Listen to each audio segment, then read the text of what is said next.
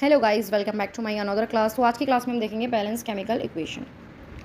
तो सबसे पहले हम इसका इंट्रोडक्शन देखते हैं। अ केमिकल इक्वेशन मस्ट ओबे law of conservation of mass, यानी कि जो केमिकल इक्वेशन है वो हमेशा ओबे करती है, मतलब एप्लीकेबल तभी होगी जब वो law of conservation of mass वाले लॉ को फॉलो करेगी। Second, so the number of atom of each element must be equal on both side, यानी कि हमारा रिएक्टेंट है, रिएक्टेंट आपस में मिलते हैं तब हमको क्या मिलता है, प्रोडक्ट मिलता है। तो कॉमन चीज़ है, ये चीज़ हम पढ़ते हुए आ रहे हैं। तो जितने मॉलिक्यूल रिएक्टेंट में है इतने ही मॉलिक्यूल प्रोडक्ट में प्रेजेंट होने चाहिए, तभी वो हमारी इक्वेशन बैलेंस कहलाती है। इसके बाद balancing is done by changing coefficient not subscript, यानी कि बैलेंसिंग इक्वेशन वो कहलाती है जिसमें कोइफिशिएंट में चेंजिंग आए, ना कि सब्सक्रिप्ट में चेंज आए। ये भी हम देखेंगे आगे की क्लास में। इसके बाद है सेकंड पॉइंट विच इज़ की आइडिया। की आइडिया हम देखेंगे बैलेंस एटम नॉट फार्मूला, यानी कि हमें इक्वेशन को बैलेंस करना है, ना कि फार्मूले के। जैसे हम अगर वाटर का फॉर्मेशन होता है तो किस तरीके से होता है, H2 और O2 आपस में मिलते हैं तो हमको क्या मिलता है, 2H2O मिलता है। ऐसा ही मिलता है, इक्वेशन को बैलेंस करेंगे हम यहाँ पर। तो यहाँ पर कितने मॉलिक्यूल है हाइड्रोजन के, 4, 2 2 4, और यहाँ भी कितने हैं, 2 2 4 4 है। और यहाँ ऑक्सीजन के कितने मॉलिक्यूल्स है, 2, और यहाँ भी ऑक्सीजन के कितने मॉलिक्यूल्स है, 2, which mean this equation is balance. यानी कि हम इसमें कोइफिशिएंट का ही बैलेंस करते हैं मेनली, जो भी चेंज आएगा हमारे कोइफिशिएंट में ही चेंज आएगा, ना कि फॉर्मूला में। तो यही चीज़ लिख रही है सेकंड वाले पॉइंट में कि ओनली चेंज आएगा कोइफिशिएंट में। थर्ड पॉइंट है count atom of each element on both side and make them equal, यानी कि वही बात है, रिएक्टेंट और प्रोडक्ट के जो मॉलिक्यूल हैं वो आपस में बराबर होने चाहिए।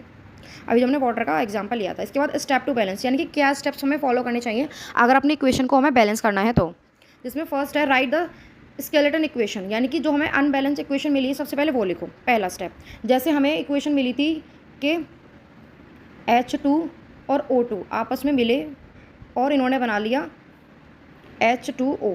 इस इक्वेशन को बैलेंस करना। पहले हमने क्या लिखा, अनबैलेंस इक्वेशन लिख दिया। सेकंड हमने लिखा count the number of atom of each element on both side. सबसे पहले एलिमेंट को मेजर करो कि दोनों तरफ सेम है या नहीं है। तो यहाँ देखेंगे हाइड्रोजन के 2 हैं और ऑक्सीजन के भी कितने हैं, यहाँ पर 2, यानी कि टोटल यहाँ पर कितने हैं, 4। और यहाँ देखेंगे यहाँ हाइड्रोजन के कितने हैं, 2, और यहाँ ऑक्सीजन कितने हैं, 1। तो यहाँ टोटल कितने हैं, 3, और यहाँ कितने हैं, टोटल 4। तो हमें दोनों को बैलेंस करना है, ऊपर 4 है नीचे 3 है। या तो दोनों जो रिएक्टेंट है प्रोडक्ट है वो 3 के बराबर हो, या फिर जो हमारा रिएक्टेंट प्रोडक्ट है वो 4 के बराबर हो। तो सेकंड स्टेप हमने कर लिया। इसके बाद third step, start balancing one element at the time by changing coefficient. उसके बाद हम चेक करेंगे, मतलब बैलेंस करके देखेंगे कि हाँ हमारी इक्वेशन बैलेंस हो पा रही है नहीं हो रही है। तो यहाँ हमने देखा कि हमारे यहाँ ऑक्सीजन कितने मॉलिक्यूल्स है, 2, तो हम यहाँ पे लगा दिए 2। तो फिर हमें यहाँ भी 2 लगाना पड़ेगा इक्वेशन को बैलेंस करने के लिए। इसके बाद recount and check balance all element. इसके बाद हम चेक करेंगे कि हमारे एलिमेंट्स बैलेंस हुए या फिर नहीं हुए। देखो यहाँ हाइड्रोजन के कितने हैं, 2 2 4 4, और यहाँ कितने हाइड्रोजन के, 2 2 4।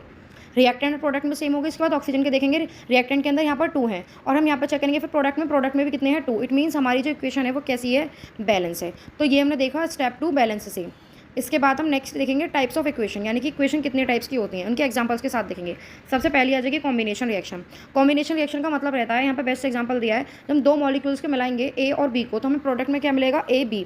यानी कि जैसे हमने भी एग्जाम्पल देखा था, हाइड्रोजन को और ऑक्सीजन को हमने आपस में मिलाया तो हमें क्या मिला, वाटर मिला। तो वो किसका एग्जाम्पल हुआ, कॉम्बिनेशन रिएक्शन का एग्जाम्पल हुआ, विच means 2 or more substance combine to form one product, यानी कि 2 आपस में मिलेंगे और वो हमें क्या देंगे, एक कंपाउंड बना के देंगे जो कि हमारा ए और बी हो जाएगा। तो ये हो जाएगा हमारा कॉम्बिनेशन रिएक्शन। सेकंड है डिकम्पोजिशन रिएक्शन। डिकम्पोजिशन रिएक्शन में क्या हो जाएगा, जैसे हमारा वाटर है, ये किस में टूटेगा, जब हम वाटर को तोड़ना चाहें तो टूटेगा 2H2 प्लस O2 में। तो ये एग्जाम्पल है, यानी कि कॉम्बिनेशन रिएक्शन और डिकम्पोजिशन रिएक्शन में यही फ़र्क रहता है कि जो कॉम्बिनेशन रिएक्शन है उसमें चीज़ों को जोड़ा जाता है, और डिकम्पोजिशन में क्या रहता है, जो हमारा रिएक्टेंट है उसको तोड़ा जाता है प्रोडक्ट में।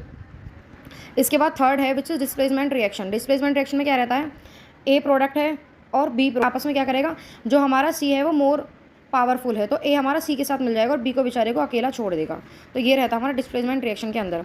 इसके डेफिनेशन देखेंगे, a more reactive element displaces a less reactive element, यानी कि जो मोर रिएक्टिव एलिमेंट है वो लेस रिएक्टिव एलिमेंट को क्या कर देता है, डिस्प्लेस कर देता है, इसलिए इसका नाम रखा है डिस्प्लेसमेंट रिएक्शन। यहाँ नीचे एग्जाम्पल भी दे दिए गए हैं। इसके बाद हम क्विक चेक देखेंगे, same number of atom of each element on both side. हमें ये चीज़ देखनी है, जब हम बैलेंस करते हैं किसी इक्वेशन को तो रिएक्टेंट प्रोडक्ट में मॉलिक्यूल्स होने चाहिए।